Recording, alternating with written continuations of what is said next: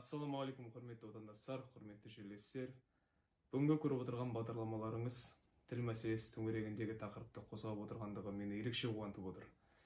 Неге десеңіз, қаны қазақ, жаны қазақ азамат есебінде, Қазақстанның азамат есебінде, патриот есебінде менің үлкен жүрек қалауларымның бірі, еліміздің барлық азамат-азаматшалары өзіміздің ана тілімізде, қазақ тілінде таза, емін-еркін әдеби нормаға сай сөйлесе деп тілеймін.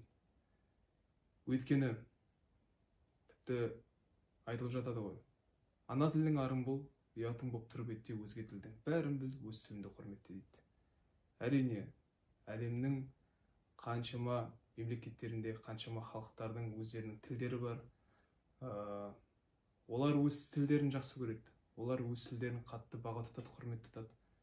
Сол секілді біздің де жадымыздан шығармайтын бір үлкен басты мәселеміз ол қазақ тіліне деген құрметімізді одан әрмен арттыруға тырысу. Қазақ тілінің болашағы біздердің қолымызда. Кезінде білектің күшімен, найзаның ұшымен қасық қаны қалғанша осы өскелең ұрпаққа, яғни бізге асыл мұра болып қалсын деп, қазақтың тілі өшпесін деп, үні өшпесін деп, ешқашанда қазақ деген жоқшылықты көрмесін деп, өзіміздің мәдениетімізді, жерімізді, тілімізді бізге ұлықтап, ұлы мұра есебінде қалдырып кеткен ата-бабаларымыздың қаны, оны ұмытпауымыз тиіс. Сол себептен ертеңгі өсіп келе жатырған бүлдіршіндер үшін, барлық қазақ атаулы жандар үшін біздің ең басты, яғни жастардың біздің ең басты мақсатымыз қазақтың тілін, қазақтың мәдениетін, қазақтың үнін, қазақтың әнін шартарапқа жар салып, мақтанып тұрып насихаттау. Қазақтың тілі деген ең әдемі тіл. Ол шынымен де солай. Әрбір халық үшін өзінің тілі ең әдемі. Біз егерде қазақтың тілімен, қазақтың мәдениетімен мақтанбасақ, баға тұтпасақ, құрмет тұтпасақ, ол тіл бізден басқа ешкімге керек емес. Қазіргі таңда өмір заңына сәйкес 21 ғасыр болғандықтан әрбір азамат кем дегенде 2-3 тілді меңгеруге тырысу керек.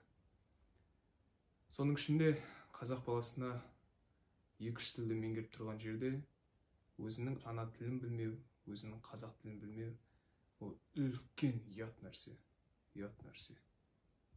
Мен түсінемін, кейбір адамдар қоршаған ортасының кесірінен қазақшасы біраз шорқақтау болып жатады, бірақ ол дейтін түзелетін нәрсе.